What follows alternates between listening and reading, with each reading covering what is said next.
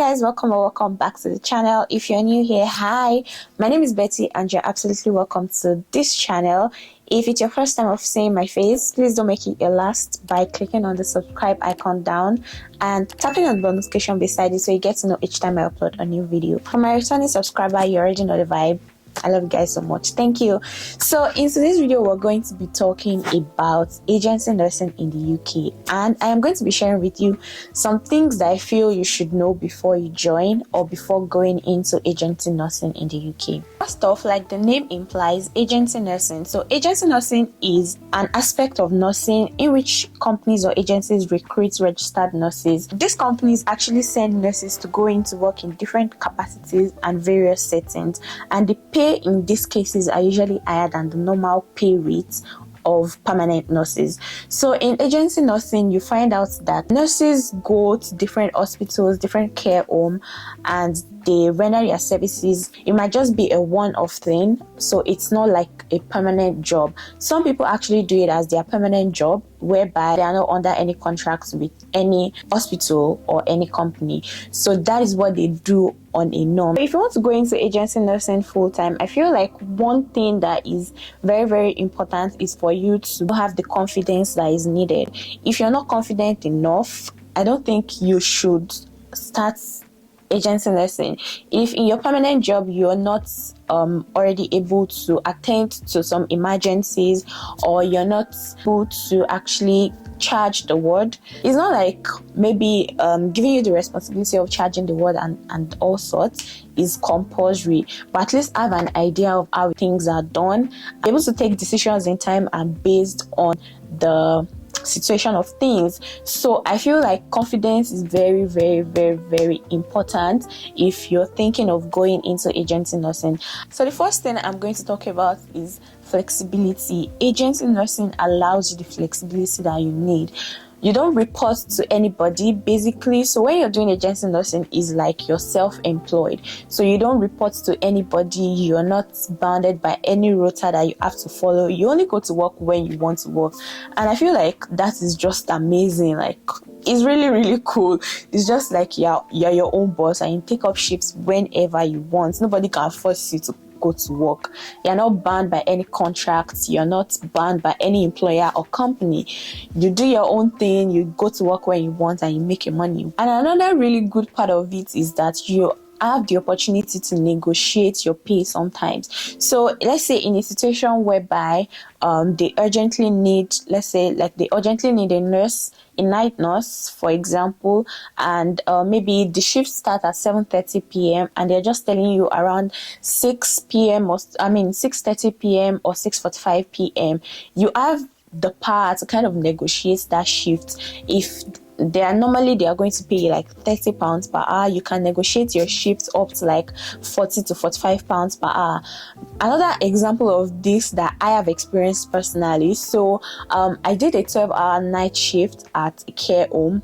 That was like early last year. So yeah, my shifts started at 7:30 a.m. and it was meant to end at 8 p.m. So at around 7:30 p.m. they said the night nurse that was supposed to take over from me called in sick and she will not be able to come, and at that point they might not be able to get anybody to cover. So they offered me, if I wanted to stay over for the night, that would be like 24-hour shift. Mind you, there was no restriction at that point in time. There was no 20 hours restriction, so I was still able to do over 20 hours extra apart from my normal job. So they offered if I wanted to do like a 24-hour shift. So I had already done the day shift, and they offered if I wanted to do the night shift. So I asked them, okay, what is in it for me? Like, I can't take the normal pay. You guys have to increase it or something else. I'm going home. Truth be told, I really wanted to do these shifts because it wasn't like a very busy ward. Yeah, the patients were calm. I mean, it wasn't stressful, to be honest. So I really wanted to do the shifts, but you know, I have to package myself so they don't see me as being desperate. So yeah, I negotiated with them. They eventually increased the rate per hour by, I think, 5 or 7 pounds or thereabout, which to me is not too bad. I mean, I just wanted to I just wanted to make the extra money. And I also negotiated with the manager that, okay, see, I'd already done a 12-hour shift. I am tired and all that. So if only you would agree that I would serve the medication, and after serving medication, I'll stay for like 1 to 2 hours. Then afterwards, I'll go and like take a rest. And then in the morning, I'll do the medication as well. Except if you agree to that, that's the only time that I'm going to stay. And then the manager agreed because, of course, she understood how difficult it is, like to do it in 4 hours shift at a stretch. So yeah, I did my medication. I went to rest afterwards, and in the morning again I did my medication. It was such a calm shift, and I mean, it was just a cool pay at that point. So you have the power to negotiate your shift sometimes. If you feel like the condition might be favorable to you, you can actually negotiate. There's nothing bad in opening your mouth and asking for what you deserve. So in the case of the UK, most agencies usually require nurses to already have their PIN, of course, which means they are already registered with NMC, that is Nursing and Midwifery Council of the UK, and they have their PIN and license to practice. So most of these agencies would usually require nurses to have up to 6 months experience. It can be in any setting, either be in the care home or it can be in the NHS,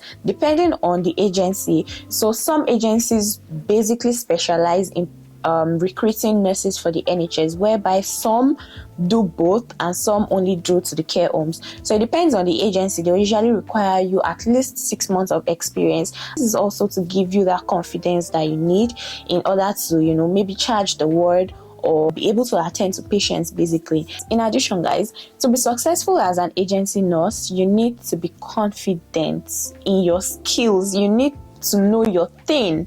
You need to be able to make decisions ASAP, to be able to charge the ward if that kind of situation comes up. Show that you know your thing, show that you know your stuff. Don't let somebody come and use hand to push you to the side. Also, you have to be willing to learn, unlearn, and relearn. Listen, every company have their own policies. Every company have the way that they want things to be done. So for me, if I'm going to a care home for like the very first time, I'll usually ask them that, okay, is there anything that I need to know, like maybe about your company policy or something? Because at the same time, I don't want to put my PIN at jeopardy. I have to be very, very careful while doing this thing. I mean, the fact that I'm not reporting to anybody is quite risky, so you need to know what you're doing actually. So I'll usually ask them that, is there anything different? I'll ask them for their fire procedure because it is very, very, very important. Every company have the way they do their things. You have to be able to unlearn and relearn and forget if the situation arises, and you need to be ready to take up new challenges. If you've been conversant with my channel, you know that I work in a nursing home permanently and I do agency on the side. So before I moved to London, I did not used to go to any NHS. I was just doing my thing, going to care homes because I was already familiar with the environment, right? So when I moved to London, I wanted to join an agency, of course, but I needed it to be kind of fast. Most agencies I was like looking into, it was taking so much time to register and things. I was just getting tired. And again, I actually wanted to challenge myself to go within the NHS and see how things are done as well, and know like what the system is like.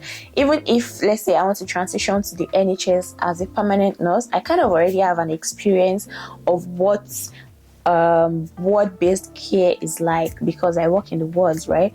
I don't work in the theatre or anything, but I already have an experience of what ward-based care is like. So even if I want to move to the NHS tomorrow, I don't think that it's going to be like an entirely different learning curve for me, because I kind of know how things run there.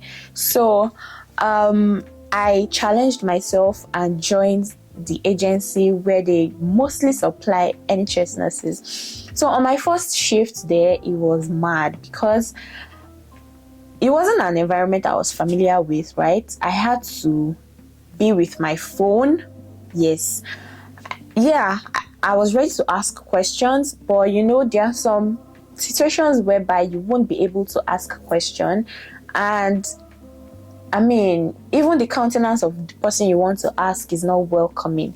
So I had to be with my phone, and if I did not understand something, I had to like quickly Google it and be able to factor it into whatever I was doing at that point. So yeah, it was a very, very different challenge for me, but I've been enjoying it so far. It can be stressful and very different from my normal job, but I feel like it's a very, very good experience.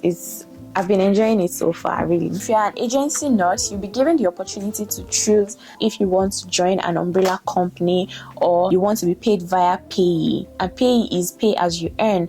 In payee, before your money gets into your account, they have already deducted your tax and your NI. So you don't have to bother about it. Although, if you're doing payee, usually the rate is lower compared to umbrella.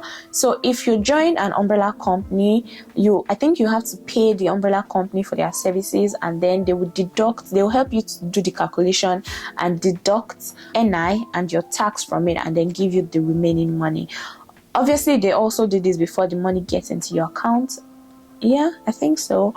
So yeah, usually the agency will pay to the umbrella company, and the umbrella company is going to pay you. I think that's how it works. If it's not, please correct me. Listen, this one, keep it in your right hand. So with agency, the pay rate is usually different for different days of the week. So let's say like Monday to Friday, that's weekdays, the pay is different from Saturday and Sunday. Some agencies will have a different rate for Saturday and Sunday. Usually day rate is different from night rate. So you have to be smart, extra smart when you're picking up shifts. There's already this 20 hours restriction for nurses in the UK, and you also want to make extra money. So me, for one, I would not do a Monday shift because the pay is lesser if you think about it. Usually I would do a weekend night because it is higher pay. So you have to be smart about picking up shifts. Usually I don't do weekdays in my agency, especially because there's a 20 hours restriction. Assuming there was no 20 hours restriction, I would have, maybe opted for it. But there's a 20 hours restriction, so I have to really strategize on my shift. So I usually send my availability to my agency, and usually they already know I'll pick a weekend night shift because the pay is usually higher than a weekday. So you have to be really smart when you're picking up those shifts, sis or bro. So I forgot to mention when I was talking about flexibility. In addition, you can decide on which ward you want to work on. So if your agency is like supplying nurses to the NHS, you can decide that you don't want to work in a particular ward. So I'm going to give you guys an example of why I actually said this. I picked up a shift at a point in time, this last year actually, and oh my god, that night shift was horrible. Yeah, the shift was within the NHS, and I think the ward was gastrology ward or something like that. Yes, it was a gastrology ward. But it was so crazy. The shift was really overwhelming for me. The team was not cooperative. I did not like that word for any reason. So the next time I spoke to my agency, I told them, please, even if there's availability in this ward, I don't want any shifts from there. And they did not even ask me what happened because I just don't want to work there. It's none of their business. As far as they did not report me that I did something bad on the ward, it's none of their business. So they would already know that they would not book you in that ward. So you have that power to decide on which ward you want to work. Unlike if you're a permanent nurse, you have to stick with whichever ward they put you, even if you don't like the place. Even if it is in a care home, you have to stick with whichever unit they put you. Some people don't like working in dementia units and stuff. Even if they put you in dementia units, you don't have a choice, my sis. You have to do the work. But in case of agency, you just have that power. Like, there's power of attorney. Another thing that a lot of people consider when going into agency nursing is registering with more than one agency. So in some situations, or on some days, or on some weeks, you might not be able to get any shift, while if you're registered with two or more than one agency, there's every other possibility that you get a shift in that week. However, if you are doing more than one agency, I think it's usually better to go for an umbrella company so that your tax and NI is deducted as under one job. Let me kind of explain this to you guys. So if you're registered with one agency, that is a different job with HMRC. So now you have two different jobs. You have your permanent job if you're on a tier 2 visa. Hi guys, it's voiceover Betty here. You guys, I just discovered that I lost the audio to this particular part of the video and I'm so angry right now. But anyways, here I was just explaining to you guys that if you have a permanent job and you're registered under two or more agencies, it would be better to have an umbrella company, because then if you have a permanent job and you have two different agencies as well and you're registered with HMRC, of course you're registered with HMRC, so under your HMRC account, it means that you have three different jobs, which is not very advisable, because then you have three different jobs at the same time. So if you have more than one agency that you're registered with, it is better to go for an umbrella company. Then your umbrella company covers all your other side jobs apart from your permanent job. So if you have 4 agencies or 3 agencies that you're registered with, all 3 of those agencies must come under your umbrella company, because then to HMRC it seems that you have only 2 jobs. So all your pay and everything gets diverted into that umbrella company and they sort out your tax and your NI. So you don't have to be paying tax and NI on your other 3 agency jobs. It all comes from under one account. Permit me to use that word. So I feel like it makes more sense to use umbrella company if you're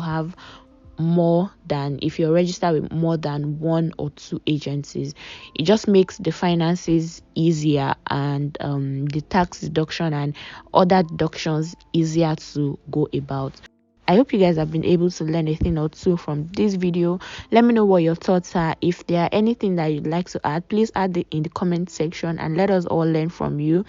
And I hope you guys have enjoyed the video so far. Thank you all for watching, and I'll definitely see you in my next video. Bye guys.